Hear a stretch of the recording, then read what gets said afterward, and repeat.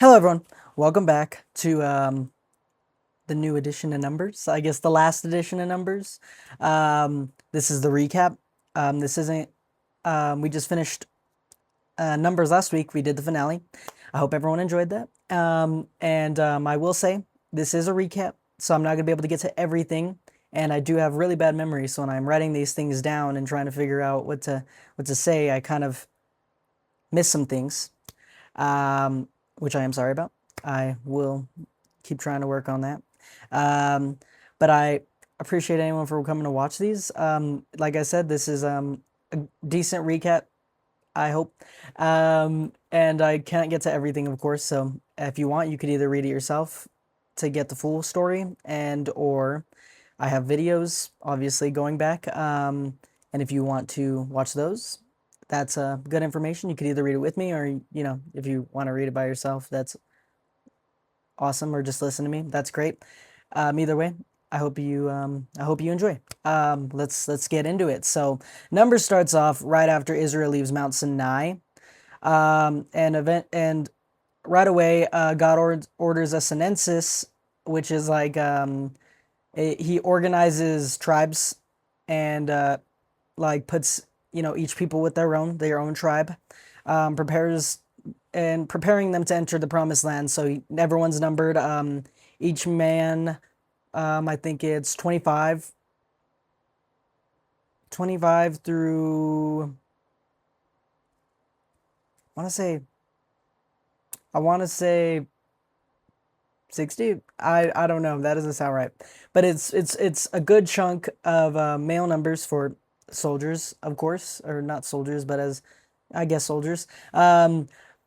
Instead, so they keep going, and they send 12 spies out to go explore the land of the promised land, and they all come back after, and they try 10 out of the 12 try and convince the Israelites that they're doomed and that they're not going to be able to do anything. They're like, no, no, no, no, no, no, we're not going to be able to do this.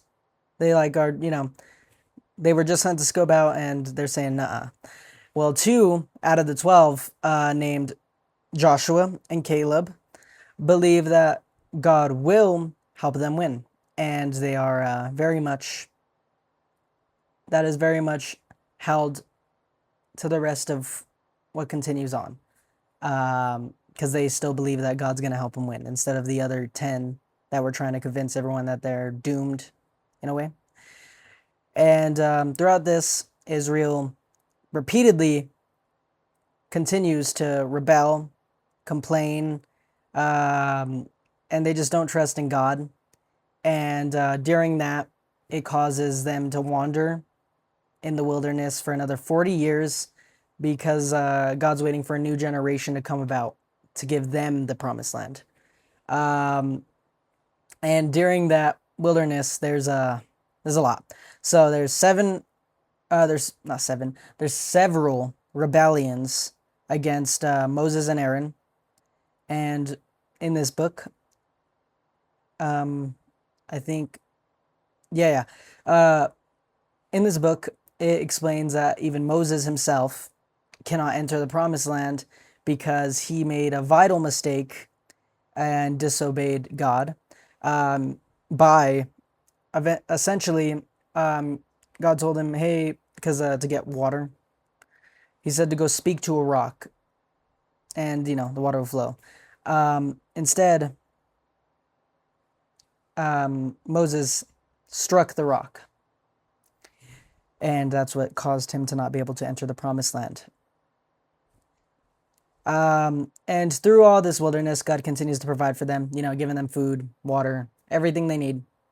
Continues to constantly be trying to help them in a way. And we kind of shoot a little forward by now. And so there's a lot of places, because Israel's trying to find passage through a good chunk of areas, and there's one place named is it Canaan? Can't remember if it's Canaan. I don't remember the place exactly. I don't remember the name of it. I'm sorry, but they don't allow them passage. So that kind of makes them have to backtrack. And essentially, they, I'm sorry, I'm losing it. They have to continue to either, they're stuck in a position, and that is a big story of it. To be honest, I'm blanking right here. I don't know why. I have it all written down. I don't know why. Hold on. And yeah, I didn't write that part down. Wow. Either way, eventually they get through that. And they keep continuing on. They're going. And there's this ruler who I think his name is Balak. Um, uh, he's a king of someplace. I can't remember the name, but he goes and hires this guy named Balaam to curse Israel, and he sends one like a chunk of people after him. They're like, hey, he'll pay you anything. He's like, they're like, they'll do whatever. This guy just needs you, and he says no. Well, yeah, he says he has to talk to God first because he could only do what God commands him to say, if that makes sense. um, and essentially, those people go. They come back the second time, and he's like, tells them the same thing. He tells them the same thing, but he's like, we'll see. Then once he thinks about, because they said he'll give him anything they want, the guy thinks, he's like, wow, actually, doesn't sound too bad, having a palace full of riches. So then he starts heading on his little horse, boom, boom, boom, and on the way there, he is confronted by an angel who his horse sees, but he doesn't. I don't know why exactly, but that's just the way it goes for a long time. And the horse is just boom, boom, trying to avoid this angel because it has a sword, and it's like, he's like just standing in front of him, ready to go. And the horse is like, no, boom, boom. And Balaam's getting mad. He's like, stupid horse. He's like, what are you doing?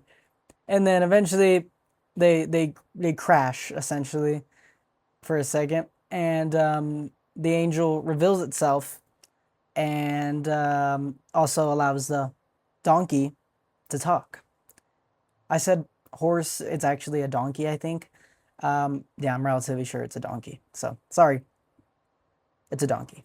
But yeah, essentially allows the donkey to speak, and it's like, hey, you're getting all mad at me, but I'm just trying to save your life, dude. And yeah, so forth. They eventually get through that, and he goes to the kingdom, and Balaam tries to curse Israel a few times with there's like these big pillars, and they have goats and rams and stuff like that on there, and they sacrifice them, and he's trying to see if he can curse Israel, but he can't. All he does is just end up blessing them in the long run, and the king is not happy about it at all, so he doesn't get anything, which sucks, because he thought he was going to get something, but he didn't. Now,